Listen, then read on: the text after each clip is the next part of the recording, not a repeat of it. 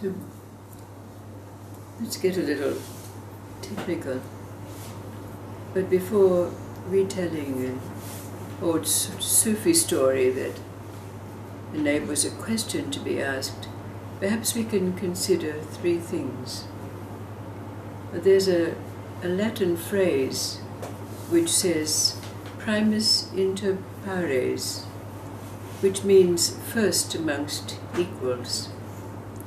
And if we consider that the Buddhists believe that the mind is one of the senses, we could say that indeed the mind is primus inter pares because its job is to unify or interpret our sensory experiences. Secondly, there's that suggestion that all characters in every story are aspects of our self, our psyche. And we can consider perhaps they're like the senses. They are all equal. And then thirdly, perhaps we can consider that in some persuasions there is a transcendent being who comes to us when we're in need of guidance or teaching or intervention even. In the Jewish tradition, of course, this is the prophet Elijah. In the Middle East, it's one who is called Kadir, or the green one, because he often appears in robes of green. And even in our own day, we could consider now, because of the experiences that have been chronicled, that the one who is called Babaji is also one of these transcendent beings.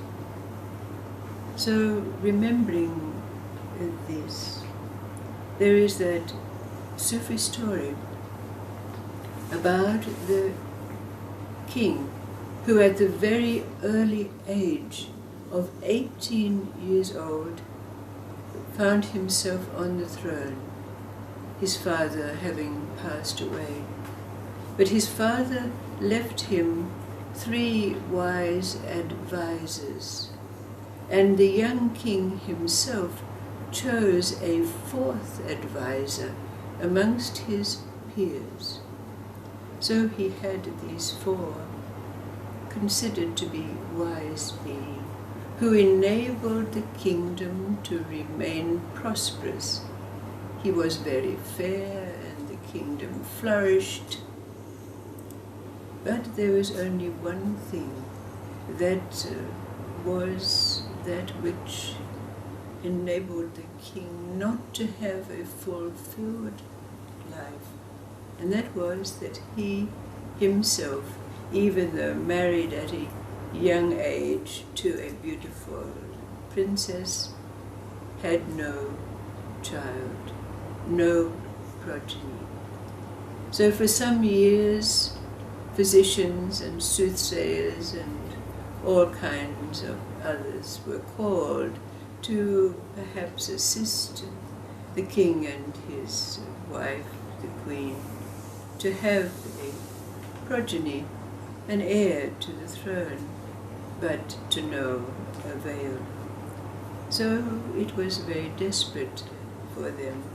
So it was suggested to the king that the only recourse he had was to seek the great transcendent being, Kadir, to come to their aid. Well, of course, even his advisors did not have the means to conjure up, so to speak, Kadir. So it was decided to send out messengers into the land to call anyone who could bring forth Kadir into the king's presence. So messengers were sent far and wide, and finally it came to the ears of an old camelteer. Now, even though the country was prosperous, the old camelteer could barely make a living with his wife, and he often bewailed the fact that he was getting old, that his camel was old and would eventually die, and they'd have no means of making even a bare living. And indeed this happened. One day the old camelteer went out into his barn, and there his camel lay. Of course he bewailed his fate. What were they to do? How were they to live? So finally he had to find a job just gathering little bits of firewood from the forest and taking them to the village to sell so people could keep their little stoves alight. But when it came to the camelteer's ears that the king was offering 1,000 pieces of gold for anyone who could bring Kadir into his presence, he said to his old wife, "I have no way of conjuring up Kadir, but if I go to the king and I claim to be able to do so, at least we could live in prosperity for some while, and even though I might lose my life because I cannot produce him, we will have lived well." Now his old gentle wife tried to dissuade him from this, but he was adamant, and so he made his way to the king's palace.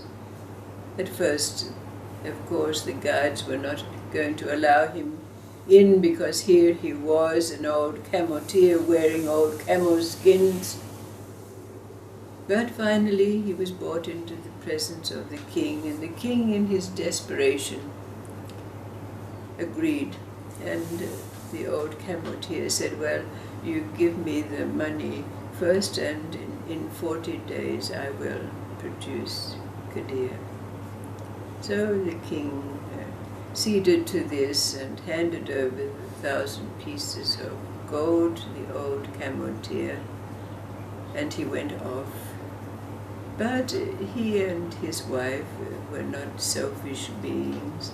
They did not keep their wealth unto themselves, because their village was in a distant place and most people were quite poor. So they shared their largesse, they shared their wealth, feasting and providing good things for their friends in the village. And they lived well and enjoyed the wealth that they found with gold. But the days soon passed, and before long it came to the night of the 39th day, and the old couple, now most of their wealth gone, had spent the last of it on a great feast for all the villagers. And now, after the feasting had finished and everyone had gone home, the old camelteer and his wife were settling down to what they knew was going to be perhaps their last night together, because they knew that on the morrow the soldiers would come to bring the camelteer to the king. Now they just settled down for the evening when there was a knock on the door, and they wondered who it could be at this late time in the evening. So when they answered the door, there outside was an old dervish wearing a patchwork cloak and saying, "The night is dark and I'm tired and I've had nothing to eat. Can I seek your hospitality for the night? And this the old Kadir and his wife of course gave, inviting him in and taking out the leftovers from the feast, which he ate with flourish. They offered him a pallet for the night, but he refused, merely lying on their grass floor, putting his patchwork cloak over his head and going into deep sleep. But of course, in the morning, they were awakened by the sound of horses and loud knocking on the door. Indeed, it was the soldiers coming for the Kadir to bring him to the king. When he was brought into the presence of the king asked him, "Well, where is Kadir?" And the Kadir apologized. But prior to that, the strange thing that had happened was the old dervish, when he awoke in the morning and the soldiers came, he said, "Can I go with you to the king?" And the soldiers, seeing that he was just an old, wandering mendicant, agreed he was harmless after all. So the dervish had accompanied the Kadir into the king's presence and was standing aside when the Kadir was confronted by the king's presence.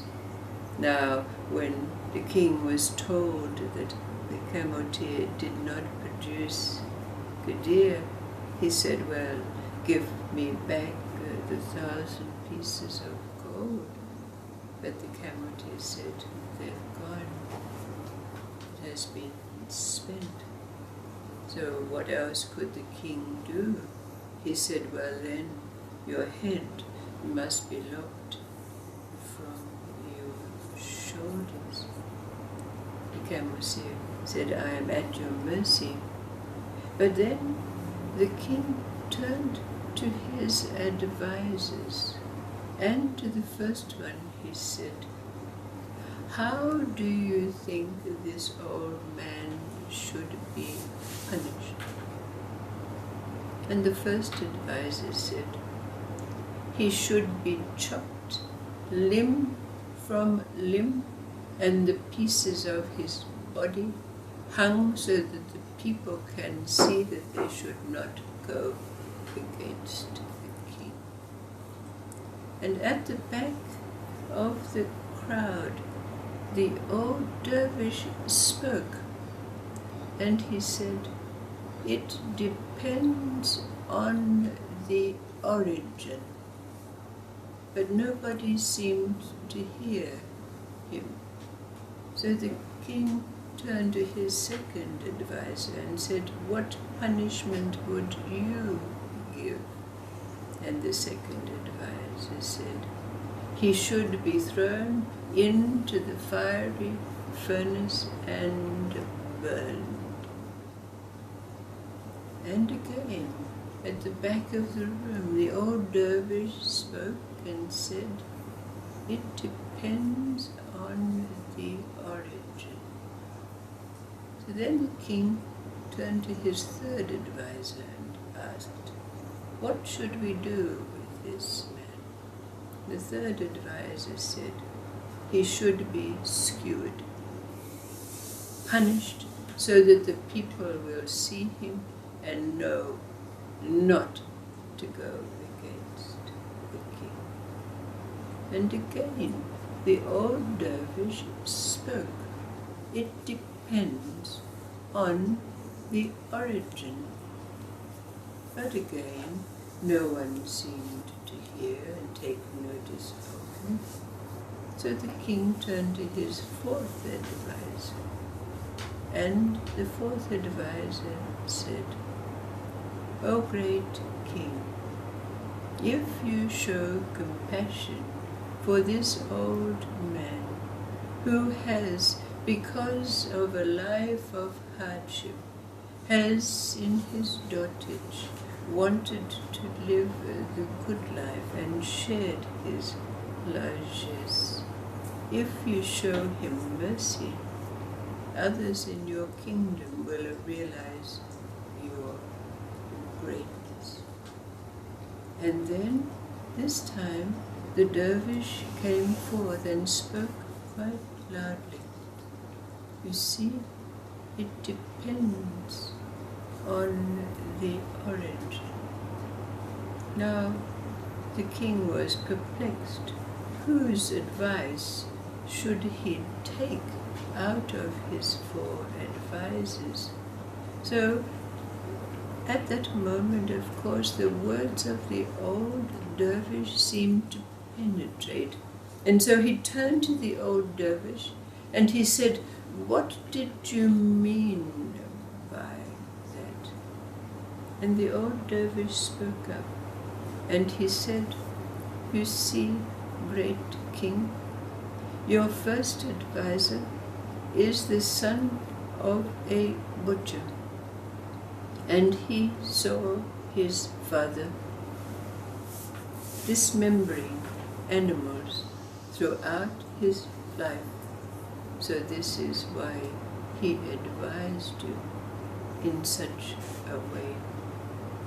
And your second advisor is the son of the one who keeps the local baths and has had to keep the furnace burning to fire the warm water in the bath. So he has seen the furnace and the fire, and this is why he made this suggestion. And your third advisor is the son of the saddle maker, and he has seen his father ply the great needles which penetrate the leather so that saddles could be made. Hence his suggestion that the camelteer be skewered.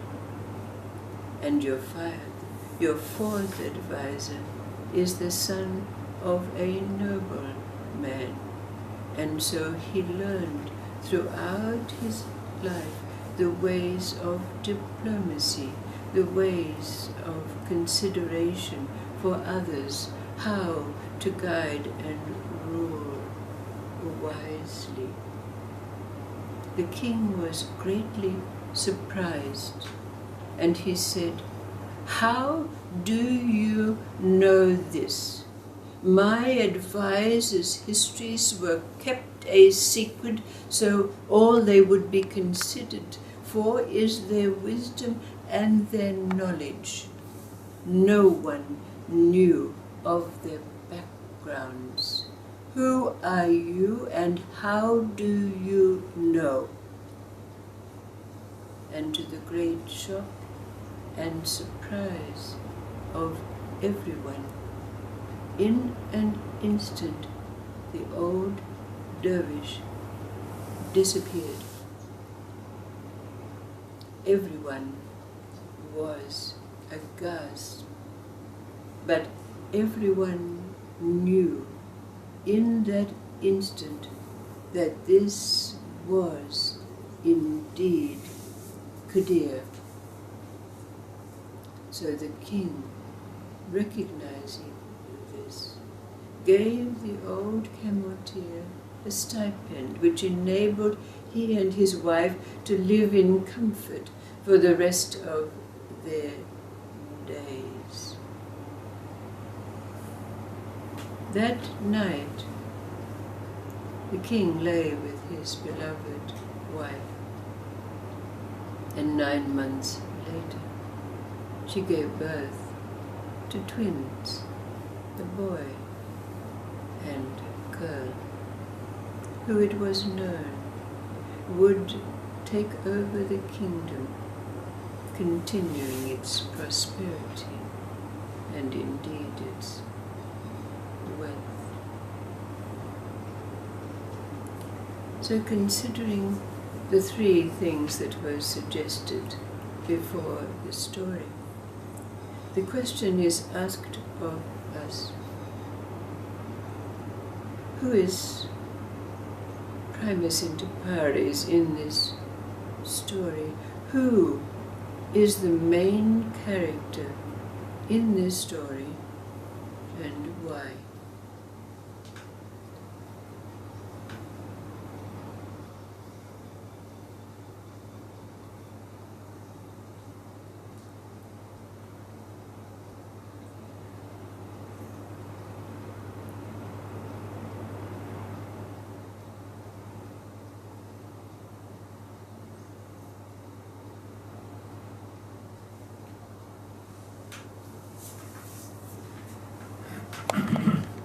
It seems to me